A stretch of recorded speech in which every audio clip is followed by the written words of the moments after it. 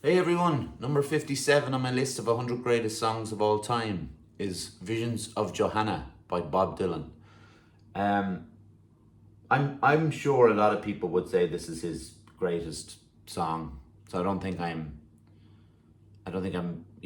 thinking outside the box too much in this. It's from 1966, um, and I'll go into the lyrics because the lyrics are the most important part of a lot of Dylan songs, but this is how basic the chords are. So it's what are we doing? We're G, C, D, G7.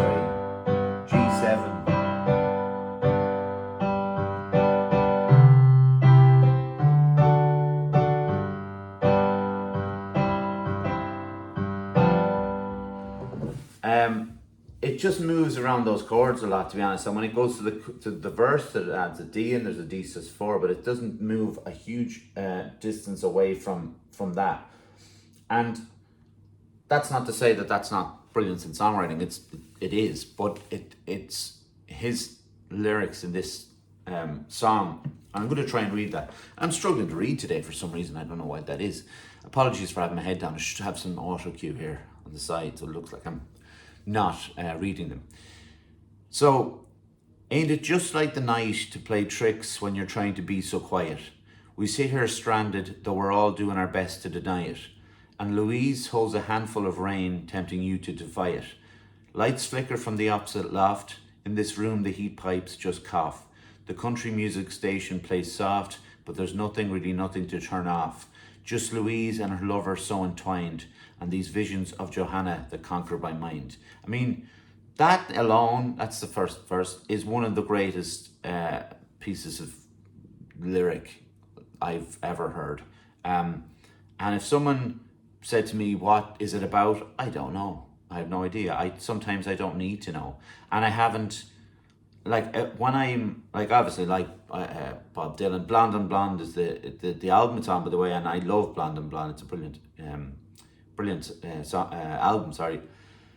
Um, this song, by the way, was also on the 500 greatest songs of all time by Rolling Stone. It doesn't say here where it was, but he had the band record this with him at the start.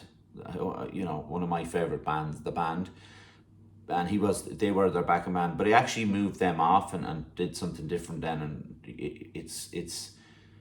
it's very subtle in what they do, and I don't know if the band they could do subtle, but I don't know if the band is exactly what you'd expect. So he moved. He recorded it with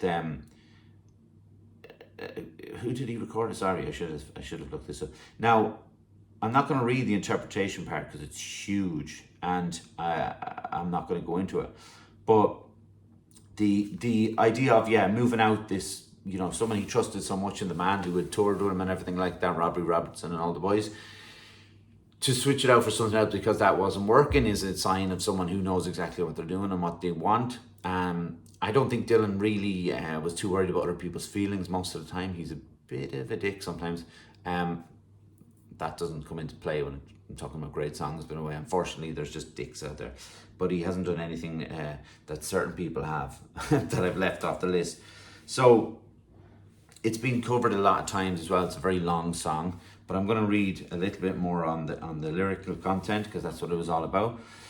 In the empty lot where the ladies play blind man's bluff with the keychain, and the all-night girls they whisper of escapades out on the D train. We can hear the night watchman click his flashlight, ask himself if it's him or them that's insane. Louise, she's alright, she's just near. She's delicate and seems like the mirror, but she just makes it all too concise and too clear that Johanna's not here. The ghost of electricity howls in the bones of her face, where these visions of Johanna have now taken my place. That line, the ghost of electricity howls in the bones of her face, is, I don't know. I don't know where he's getting this kind of stuff from. It's pure madness to me. Now, little boy lost, he takes himself so seriously. He brags of his misery, he likes to live dangerously. And when bringing her name up, he speaks of a farewell kiss to me. He's sure got a lot of gall to be so useless and all, muttering small talk at the wall while I'm at the hall. How can I explain it's so hard to get on, and these visions of Johanna, they kept me up past the dawn. is my favourite part. Inside the museums, infinity goes up on trial. Again, amazing line. Voices echo, this is what salvation must be like after a while. But Mona Lisa must have had the highway blues, you can tell by the way she smiles. See the primitive wallflower freeze when the jelly-faced women all sneeze. Hear the one with the moustache say, geez, I can't find my knees. Oh, jewels and binoculars hang from the head of the mule, but these visions of Johanna, they make it all seem so cruel. Again, like there's an absurdity in a lot of his lyrics as well. Like he plays around with stuff, and particularly on the album before that, Highway 61 Revisited, which is my favourite Dylan album, he kind of plays around with a lot of humour in that as well. So like throwing that geez, I can't find my knees in it. Last part. The peddler now speaks to the countess who's pretending to care for him, saying, name me someone that's on a parasite and I'll go out and say a prayer for him. But like Louise always says, you can't look at much, can you, man? And as she herself prepares for him. And Madonna she still has not showed. We see this empty cage now corrode, where her cape of the stage once had flowed. The fiddler he now steps to the road. He writes everything's been returned which was owed on the back of the fish truck that loads, while my conscience explodes. The harmonica plays the skeleton keys in the rain, and these visions of Johanna are now all that remain. I thought it was best for me, just when I was talking about this song, not to go too into the idea of composition, and like I just want to play that like it's just going G, C, D, G, C. I thought it was important to point out the simplicity of what he's doing here to the absolute brilliance of what he's doing with the lyrics. And I thought best in this short time that I would read all the lyrics out. And I know I said in a few episodes back that I wouldn't be doing that with every song, and I haven't done it on every song. I've obviously mentioned the lyrics on every song.